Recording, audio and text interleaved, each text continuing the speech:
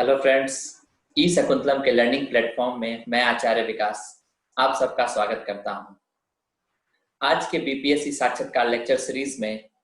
हम लोग बायोडाटा के भाग 2 के बारे में बात करेंगे। आप लोग को याद होगा, पहले भाग में हम लोगों ने ये 3 टॉपिक को कवर किया था। पर्सनल इंफॉर्मेशन को, नेटिव प्लेस यानी कि गृह जिला स्थान को किया था और शैक्षणिक योग्यता से लेकर सवाल किए थे। इसके बारे में हम लोगों ने डिटेल में विस्तृत चर्चा किया था। आज के भाग 2 में हम लोग देखेंगे कुछ एनसीसी, एनएसएस या कोई लोग एनजीओ से जुड़े होते हैं तो उनसे संबंधित कैसे सवाल आते हैं। न्यूज़पेपर, मैगजीन्स या आपके आदर्श व्यक्ति, आपके फेवरेट राइटर या अगर आप कहीं कार्य में लगे हुए हैं तो उससे संबंधित सवाल आपसे पूछे जाते हैं। जरूरी नहीं है कि बायोडाटा के इस सेक्शन से आपको सभी सेक्शन से सवाल पूछे जाएं। हो सकता है इनमें से किसी से भी ना पूछा जाए, किसी कैंडिडेट से किसी पर्टिकुलरली किसी चीज पर लाइक आइडल पर्सन पे पूछ लिया जाए या उनके प्रीवियस जॉब के बारे में पूछ लिया जाए। लेकिन क्योंकि इंटरव्यू के दौरान तो हमें ये पता नहीं होता है कि हमसे कहाँ से सवाल उठ सकते हैं, तो हमें ये हर चीज के बारे में बारीकी से ध्यान रखना होगा और उसकी तैयारी पूर्व से करके रखनी होगी। तो आइए आज हम लोग भाग 2 में एक्स्ट्रा एक्टिविटीज से स्टार्ट करते हैं।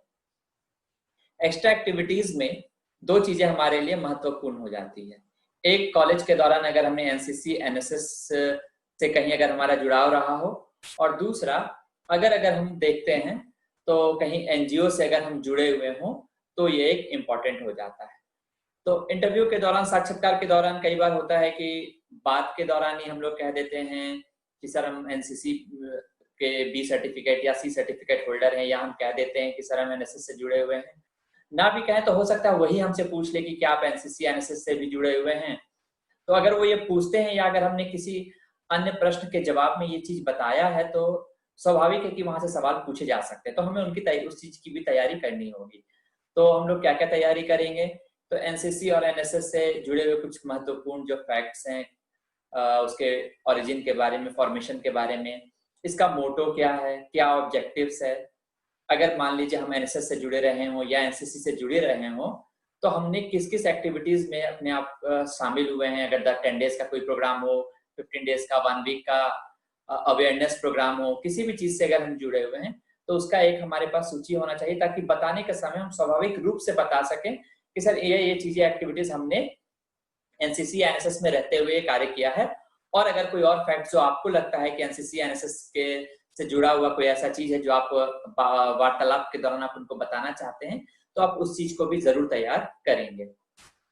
अक्सर देखा गया है कि बहुत सारे लोग एनजीओ के बारे में भी बताते हैं। जैसे वो पूछते हैं आप इतने सालों से क्या कर रहे थे, तो सर हम तैयारी के दौरान तैयारी तो कर ही रहे थे और साथ में हम एक एनजीओ से भी जुड़े हुए थे। आप एनजीओ से जुड़े हुए थे या नहीं थे ये बहुत मायने नहीं रखता है इंटरव्यू में, लेकिन अगर आप जुड़े हैं तो ही बताइए। अगर नहीं जुड़े हैं तो जरूरी नहीं है कि आप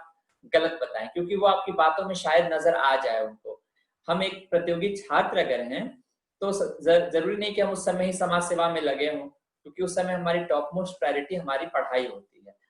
फिर भी अगर आप जुड़े हुए हैं तो क्या क्या चीजें आपको तैयार करके रखनी चाहिए। अगर वो पूछते हैं और आप बताते हैं कि हाँ आप एनजीओ से जुड़े हुए हैं, तो कुछ गतिविधियों को आपको तैयार रखना होगा। लाइक आप जिस एनजीओ से जुड़े हुए हैं वो किस सेक्टर में काम करता है, शिक्षा के क्षेत्र में काम करता है, स्वास्थ्य के क्षेत्र में काम करता है, या किसी अन्य क्षेत्र में काम करता है। उसके टारगेट ग्रुप कौन कौन से हैं, यानी कि आप जो जिस एनजीओ में काम कर रहे हैं उसके जो टारगेट ग्रुप या जो बेनिफिशियरीज हैं वो किस सेगमेंट, किस सेक्शन के लोग हैं, आपको वो तैयार करके रखना होगा। किसी भी केस में आप एनजीओ से जुड़े रहने का फेक स्टोरी नहीं देंगे, कभी भी नहीं। जो है वही आपको बताना है, क्योंकि ऐसा नहीं है कि इंटरव्यू के दौरान जाकर आप अपने आप को एक बहुत बड़े सोशल वर्कर के तौर पे प्रोजेक्ट करना शुरू कर दें। कोई ऐसा कार्य बिल्कुल नहीं करना है। आप जो हैं, अगर आप जुड़े हुए हैं तो बताइए, बहुत एक्टिवली नहीं जुड़े हुए तो आप वो भी बताइए कि सर वीकेंड में कभी कभी हमको टाइम मिलता है, हम एक संस्था से जुड़े हुए लेकिन हम फुल टाइम नहीं दे पाते, लेकिन वीकेंड में हम चले जाते हैं, कोई अवेयरनेस प्रोग्राम हुआ या अगर वो एजुकेशन सेक्टर का है तो वीकेंड में हम जाकर छोटे बच्चों को पढ़ाते हैं, ताकि आपका आंसर सही लगे और नेचुरल लगे। इस बात का विशेष ध्यान रखिएगा। तो आपके एक्स्ट्रा एक्टिविटीज में इन सेक्शंस को आप तैयार करेंगे। इसके बाद हम लोग आते हैं न्यूज़पेपर और मैगजीन से। बहुत कम चांस होते हैं कि डायरेक्टली आपसे अब न्यूज़पेपर या मैगजीन से सवाल पूछे जाएं, लेकिन ये इंपॉर्टेंट इसलिए है कि कई बार ऐसा हुआ है कि इंटरव्यू में जो आपसे करंट के क्वेश्चन या कोई क्वेश्चन पूछे गए हैं वो उसी दिन के हेडलाइन में आया हुआ क्वेश्चन है। और ऐसा कई अभ्यर्थियों के साथ हुआ है जिन्होंने साक्षात्कार देने के बाद बताया है कि आज मुझसे ये सवाल पूछे थे और आज का वो हेडलाइन भी था। तो नेचुरली आप करंट को तो तैयार करेंगे ही, लेकिन उस दिन के समाचार पत्र को जरूर देखेंगे, अच्छे से देखेंगे। और थोड़ा सा बेसिक फैक्ट्स की अगर मान लीजिए पूछ भी लिया जाए तो हमें पहले से पता हो कि हमें क्या बताना है। लाइक अगर कोई पूछेंगे कि कौन सा न्यूज़पेपर पढ़ते हैं, तो कोई भी एक राष्ट्रीय संस्करण का न्यूज़पेपर अखबार के बारे में बताएंगे। अगर किसी पत्रिका के बारे में बताना हो तो कोई प्रमाणिक पत्रिका या जो अच्छे से सरकार की पत्रिका हो, लाइक योजना, कुरुक्षेत्र, इस तरह की पत्रिका का आप चर्चा कर सकते हैं। साथ ही साथ अगर आप न्यूज़पेपर का या इन चीजों का चर्चा कर रहे हैं तो 3-4 चीजें बिल्कुल बेसिक फैक्ट से आप उसको याद कर लेंगे, तैयार कर लेंगे कि उसके एडिटर का नाम क्या है, उसमें से कौन सा सेक्शन आपको सबसे ज्यादा पसंद आता है। अगर कोई पर्टिकुलर उसमें इकोनॉमिस्ट हो या कोई विचारक हो जिनका बार बार उसमें आर्टिकल आता हो तो आप उनके नाम रखें और वो क्यों आपको पसंद है, उनके व्यूज क्या होते हैं, उनके अप्रोच क्या होते हैं जिसकी वजह से आप उनको पसंद करते हैं या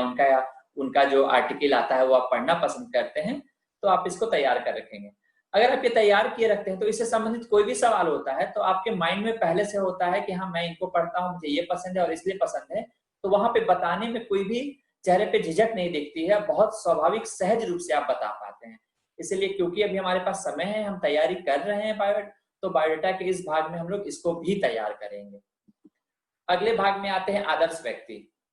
अब हो सकता है कि साक्षात्कारकर्ता आपसे ना पूछे कि आपके आदर्श व्यक्ति कौन हैं, लेकिन आप ही अपने किसी बात को बताने में ये कह दें कि सर वो एक हैं जिनको मैं अपना आदर्श भी मानता हूँ या मैं उनके विचारों से बहुत प्रभावित हूँ, तो उसका क्रॉस क्वेश्चन में आ जाता है कि कौन वो आपके आदर्श व्यक्ति हैं, क्यों आपके वो आदर्श व्यक्ति हैं। भाई हमने किसी को अगर आदर्श माना है तो उसका कोई वजह होगा।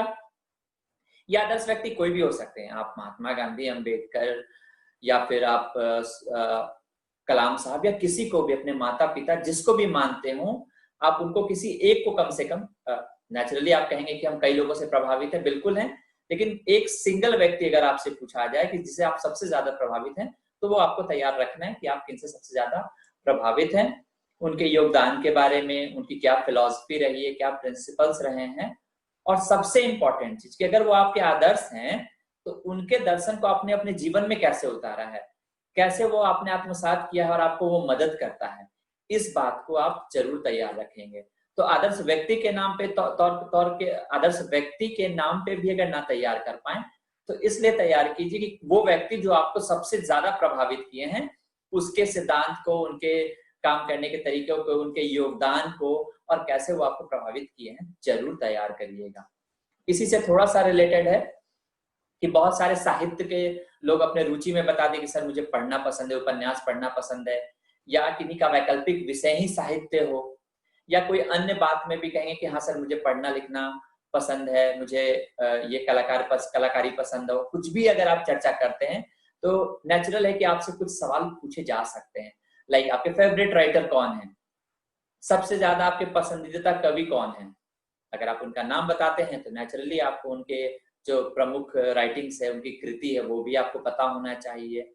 जो आपने अगर मान लीजिए उपन्यासी कहा है तो उस उपन्यास का केंद्र बिंदु क्या था, थीम क्या था, ये आपको बिल्कुल पता होना चाहिए। और उनकी लेखनी ने, से आपने नागार्जुन बताया या कोई और नाम बताया, तो उनकी लेखनी ने किसी तरीके से आपको प्रभावित किया है, किस तरीके से,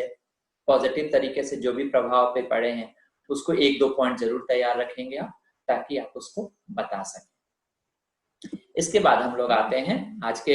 आखिरी जॉब होल्डर्स के बारे में। बहुत सारे साक्षात्कार देने वाले ऐसे मित्र होते हैं जो जो पहले से सेवा में हैं, किसी सेवा में है, अन्य सेवा में है और प्रशासनिक सेवा में उनकी रुचि है, इसलिए अपने पढ़ाई, अपने काम के दौरान भी वो तैयारी करते रहे और साक्षात्कार देने पहुंचे हैं। अगर वो आपसे ये जब उन्हें पता चलेगा कि आप कहीं और भी कार्य में लगे हुए हैं या आप किसी और सरकारी सेवा में या गैर सरकारी में या प्राइवेट में, किसी भी क्षेत्र में आप कार्यरत हैं, तो आपसे उस कार्य के बारे में आप सवाल कर सकते हैं। तो आप क्या याद उसमें तैयार करेंगे, उस जॉब के बारे में बेसिक डिस्क्रिप्शन, बेसिक फैक्ट्स उस जॉब के बारे में, वो शिक्षा से जुड़ा है, स्वास्थ्य से जुड़ा है, प्रशासन से जुड़ा है, सचिवालय सेवा से जुड़ा हुआ है, उस प्रकृति, उस बेसिक जॉब के बारे में, वहां पे आपका वर्क नेचर क्या है उसके बारे में। साथ ही साथ ये कार्यस्थल भी बहुत महत्वपूर्ण हो जाता है। सर, आप बिहार के हैं, आपकी जन्मभूमि रही है, तो आपसे बिहार, आपके जिले के बारे में, जैसा हमने भाग 1 में बताया था कि आपसे पूछे जा सकते हैं कि आपके जिले का चौहद्दी क्या है और उससे रिलेटेड बाकी बहुत सारे फैक्ट्स। लेकिन अगर आप कहीं कार्य में कहीं दूसरी जगह कार्य कर रहे हैं तो हो सकता है आपसे वहां के बारे में भी पूछ लें कि आप वहां पे काम कर रहे हैं, वहां का कल्चर क्या है, आप कैसे अपने आप को वहां पे कंफर्टेबल पाते हैं, क्या अंतर देखते हैं आप अपने गृह जिला में और जहाँ पे आप कार्य कर रहे हैं उस जगह में, क्या अंतर आप देखते हैं, क्या महसूस करते हैं। ये सारी चीजें आप थोड़ा सा बेसिक डिफरेंस, यानी कि अगर दोनों जगह का आपको बेसिक फैक्ट्स पता होगा तो आप बहुत आसानी से इन चीज को बता पाएंगे। और अंततः बहुत बार ये सवाल पूछे जाते हैं कि आप जिस जॉब में हैं वो तो ऑलरेडी बहुत अच्छी जॉब है, तो आप उसमें छोड़ के प्रशासन में क्यों आना चाहते हैं। रही बात, आप कहेंगे सर अगर समाज सेवा के लिए, तो कई बार वो कहते हैं कि आप अगर शिक्षा क्षेत्र में लगे हुए हैं तो क्या वहां समाज सेवा नहीं हो रहा है, वहां पे भी तो आप कर रहे हैं। तो यहाँ पे आपको एक थोड़ा सा ध्यान देना है कि आप कह सकते हैं कि हाँ सर मैं वहां पे काम कर रहा हूँ, वहां पे भी मैं सेवा कर रहा हूँ, लेकिन यहाँ पर आके थोड़ा वृहद रूप में मुझे मिलेगा कार्य करने को, बड़े क्षेत्र में मैं काम कर पाऊंगा और ज्यादा बेटर तरीके से कर पाऊंगा, क्योंकि मेरा अप्रोच बढ़ेगा, मेरा जो कार्य क्षेत्र है वो बढ़ेगा। ठीक है, हम जानते हैं कि हम सब नौकरी करते हैं तो उसके 2-3 कारण होते हैं। एक होता है कि हाई सैलरी, मनी, दूसरा पावर के लिए कि हम पावरफुल जॉब में जाना चाहते हैं, हम डीएसपी या एसडीएम बनना चाहते हैं, और तीसरा जॉब सेटिस्फेक्शन। तो नेचुरली यहाँ पे हम मनी को इग्नोर करके चलेंगे। मैं ये नहीं कह सकता हूँ कि सर पूर्व सेवा में मेरी सैलरी कम थी, आप कह सकते हैं, लेकिन बेहतर होगा उस चीज को इग्नोर करके आप ये बताएं कि सर मैं प्रशासन में आना चाहता हूँ क्योंकि यहाँ पे मैं ये कार्य मुझे थोड़ा ज्यादा चैलेंजिंग लगेगा, मैं ज्यादा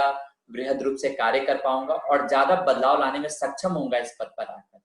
तो ये तरीके, ये चीजें जो है वो ज्यादा कन्विंसिंग लगती है कि हाँ आप इस वजह से इसमें आना चाहते हैं। ठीक है, भूल से भी ऐसा काम मत कीजिएगा कि पूर्व सेवा का आलोचना करना शुरू कर दिएगा, सर उसमें बहुत समस्या है, सैलरी टाइम पे नहीं मिलता है, बहुत डिस्टर्ब रहते हैं,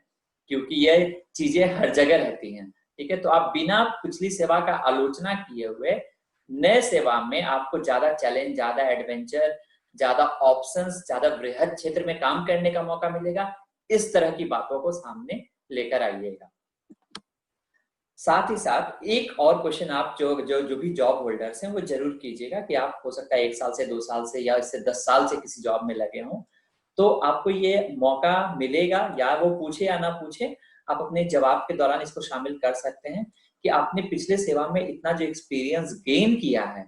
वो भी प्रशासन में आपको कार्य करने में सहूलियत प्रदान करेगा, वो मदद करेगा, क्योंकि पिछले तजुर्बे को लेकर हम किसी और नए सेवा में जाते हैं तो उसका मदद मिलता है हमें प्रशासन में। तो आपको ये बात